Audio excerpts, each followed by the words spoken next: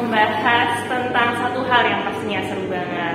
Dan saat ini kita sedang berada di ruang operasi di Rumah Sakit Khusus Ibu dan Anak Sadewa. Tentunya sudah hadir bersama saya tamu spesial kali ini yaitu Dr. Albi, spesialis anestesi. Silakan dok, mau apa? Assalamualaikum Mbak Bunda, selamat hadir kembali di channel YouTube kita.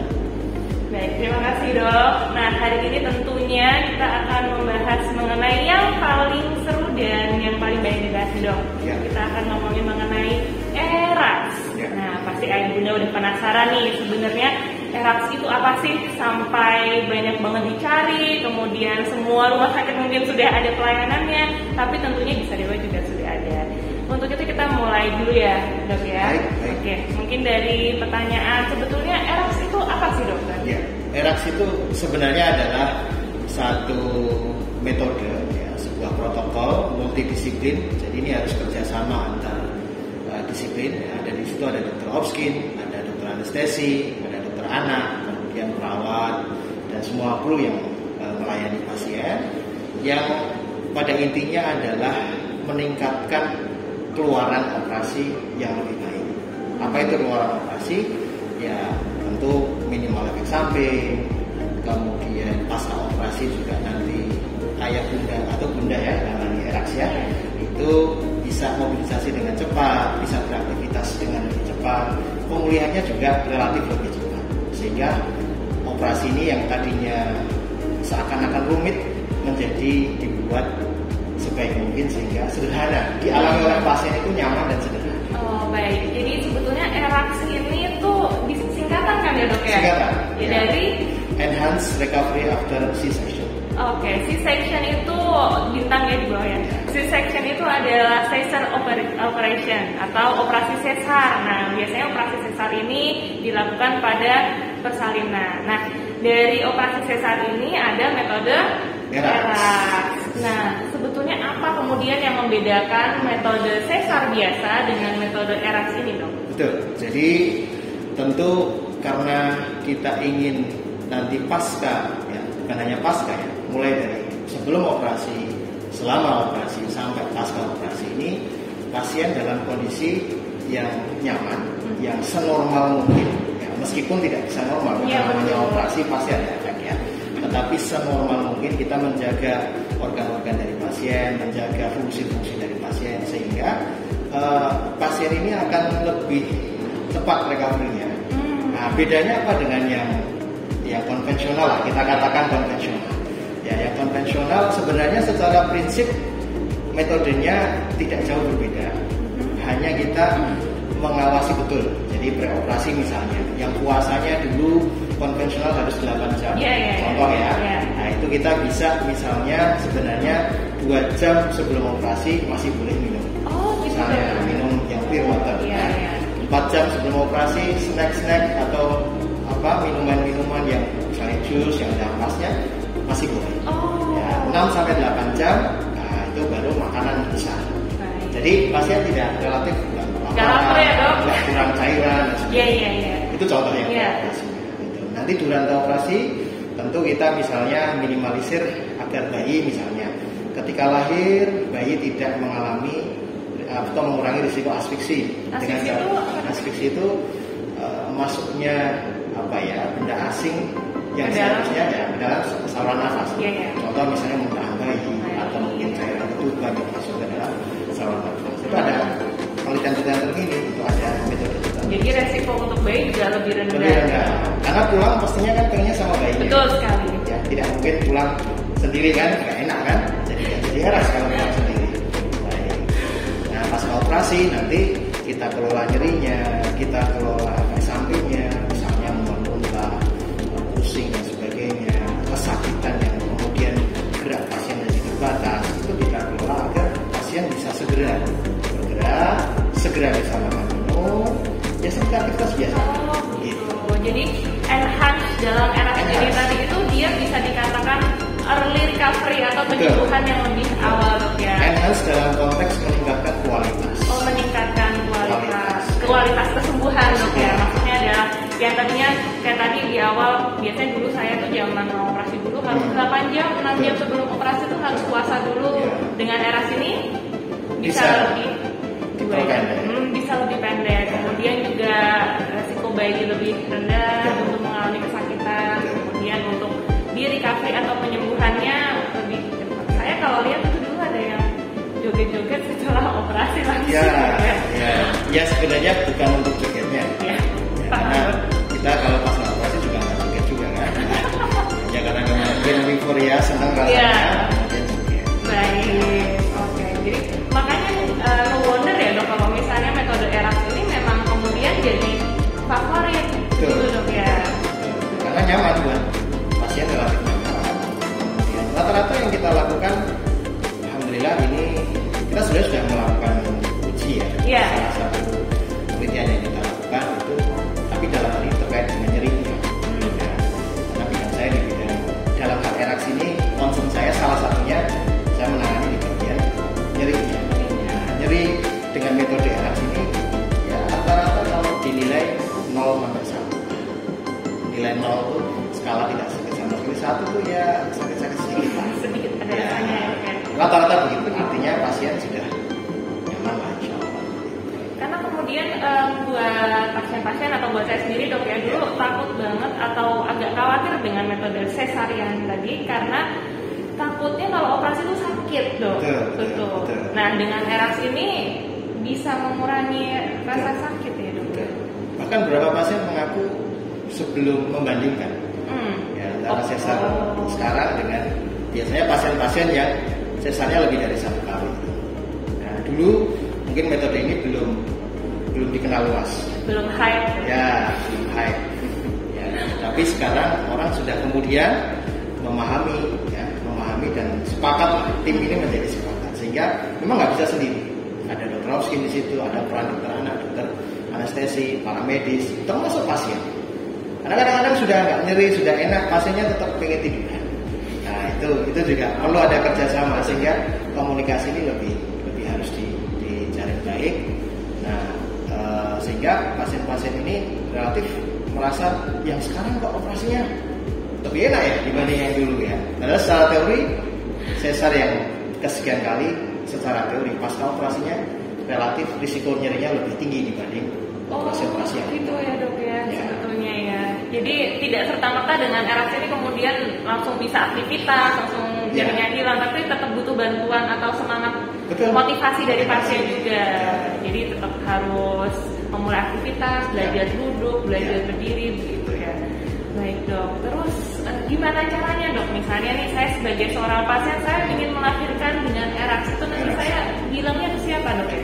Bilangnya tentu pertama kali yang Bunda temui pasti kan dokter Hopkins ya, dokter kandungan, ya silakan dikomunikasikan. Tetapi kami sampaikan di Sadewa ini protokol ERAS itu diterapkan secara seragam untuk semua pasien. Kecuali ada hal yang menyebabkan kita tidak bisa melakukan itu. Misalnya ibu-ibu dengan preeklamsi, dengan penyulit yang lain, kita mungkin mempertimbangkan. Tetapi pada kehamilan-kehamilan yang relatif tidak ada masalah, semua kita protokol ERAS. Jadi sebenarnya nggak minta pun sudah di ERAS. Begitu. Ini di Sadewa ya dok ya? Iya di Sadewa. Jadi kabar baik ayah bunda bahwa sebetulnya untuk semua operasi sesarian di Sadewa ini, karena dokter Ali adalah dokter spesialis anestesiologi home dokter di Sadewa, jadi semua sudah menggunakan metode ERAS. Hanya saja karena akhir-akhir ini jadi booming baru ketahuan ya, padahal kita sudah melakukannya dari zaman dulu. Mungkin ayah bunda yang kemarin sudah operasi di Sadewa tentunya dapat penyembuhan yang lebih cepat lagi. Oke. Kemudian dok, tadi karena saya ingin ERAS nih ya, kemudian saya konsultasi dulu ke dokter Hopkins. Keadaan apa saja yang membuat saya itu tidak bisa melakukan dengan operasi dengan ERAS? Ya. Jadi kita bisa menilai preoperasi misalnya pasien-pasien preeklamsi yang berat. Ya, kita bukan tidak bisa sama sekali, tetapi kita mempertimbangkan risiko spesifik. Misalnya dia preeklamsi dengan tekanan darah yang tidak terkontrol, kemudian sudah impending misalnya ada tanda-tanda menuju eklamsi. Tentu eklamsi itu tekanan darah tinggi dan preeklamsi kan gangguan salah satu tandanya adalah tekanan darah tinggi pada kehamilan disertai dengan kebocoran protein dalam urinnya. Ya itu kalau dijelaskan agak panjang. Tapi Tapi prinsipnya kalau nanti ada impending eklamsi, tentu impending itu eklamsi itu adalah kondisi berikutnya, kejang dan sebagainya yang lebih berat. Nah, tentu yang seperti ini tidak bisa kita optimalkan eraksinya. Tapi pada kondisi preeklamsi yang terkontrol kita masih bisa bernegosiasi lah. Kita lihat sampai sejauh apa dia bisa melakukan itu. Yang kedua, durata. Nanti kita lihat. Kadang-kadang ada komplikasi. Preoperasinya oke, tapi selama operasi misalnya ada penyulit, misalnya perdarahan yang cukup banyak, kemudian kontraksi rahimnya tidak bagus selama operasi, pasrah lahir. Tentu kita tidak bisa memaksakan dia harus segera mobilisasi. Nah itu beberapa kondisi yang. Tapi kalau semua berjalan baik, insya Allah semua bisa kita lakukan dengan metode eraksi. Jadi itu hanya sebagian kecil komplikasi yang ada, karena sebagian besarnya semua bisa menggunakan eraksi ini. Baik. Kemudian apakah kalau kita ngomongin sesuatu itu kan ada yang baik, ada yang buruk ya. Sebagai medis juga kita pasti ada yang namanya resiko-resiko tertentu. Nah, apakah ada dok efek samping dari penggunaan metode eraksi ini? Ya, efek samping justru metode eraksi ini karena filosofi awalnya adalah enhance recovery. Jadi meningkatkan kualitas recovery, tentu justru tujuannya adalah meminimalisir efek samping yang ada.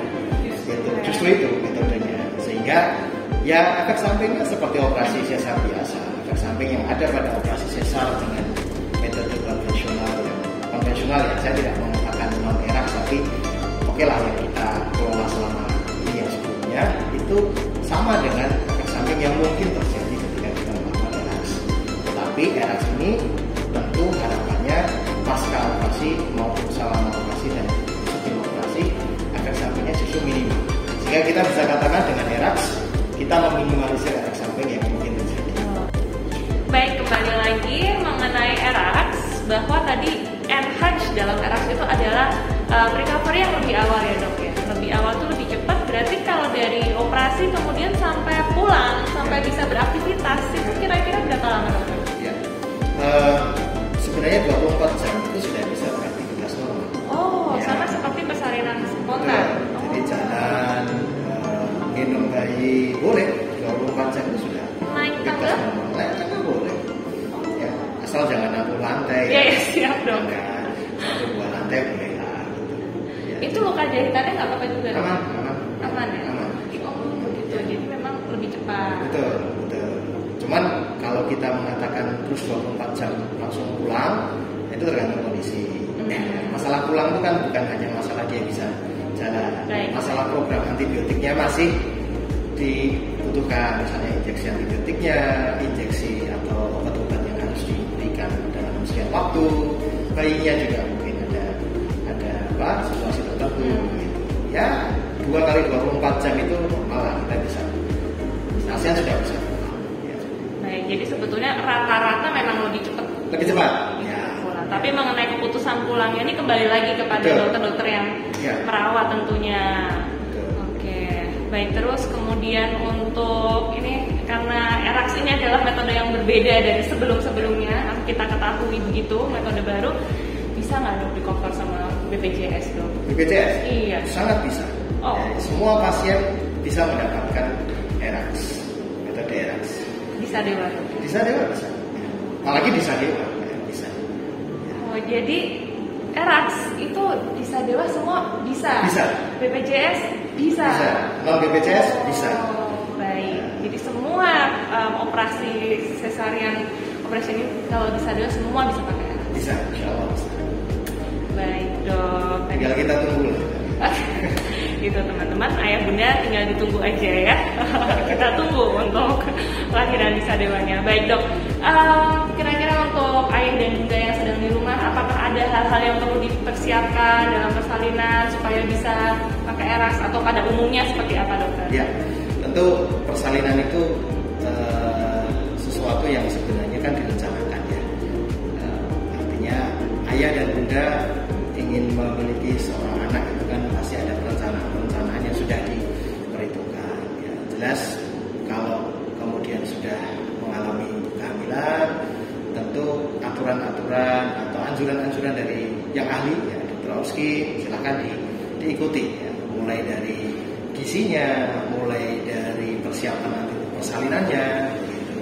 Kemudian nanti untuk menjalani persalinan entah itu normal ataupun nanti harus misalnya harus dengan seksio, maka silakan berkonsultasi ya, silakan berdiskusi dengan dokter yang menangani Bunda atau siapapun nanti yang kira-kira yang bisa diulangi bisa diajak konsultasi. Misalnya tentang Verax, meskipun anestesi tidak punya poli dok, tapi kalau misalnya pengen konsultasi dengan anestesi, silakan janjian lewat dokter skin dulu, nanti biar dikelola atau ditanyakan ke bagian front desk, nanti kita bisa agendakan janjian kamu. Jadi bebas untuk berkonsultasi dengan yang Anda yang ingin berkonsultasi langsung dengan dokter Aldi spesialis anestesi, silakan ke Sadewa. Gitu ya dok ya. Nanti akan memang ada waktu untuk konsultasi. Misalnya masih ada hal lain yang ingin ditanyakan. Baik, sekian Ayah Bunda. Terima kasih banyak dokter Aldi sudah bersedia menjelaskan. Ini ya dok ya, suasana baru di rumah baru ya dok ya. Ya, kita punya ruangan baru ya, semoga menambah manfaat dan kenyamanan Bunda dalam melayani atau dilayani di Sadewa. Baik Ayah Bunda, terima kasih yang sudah menonton. Silahkan komen, subscribe, dan like di video YouTube kali ini. Sampai ketemu lagi di episode-episode YouTube channel Sadewa berikutnya. Terima kasih. Wassalamualaikum warahmatullahi wabarakatuh. Waalaikumsalam. Terima kasih.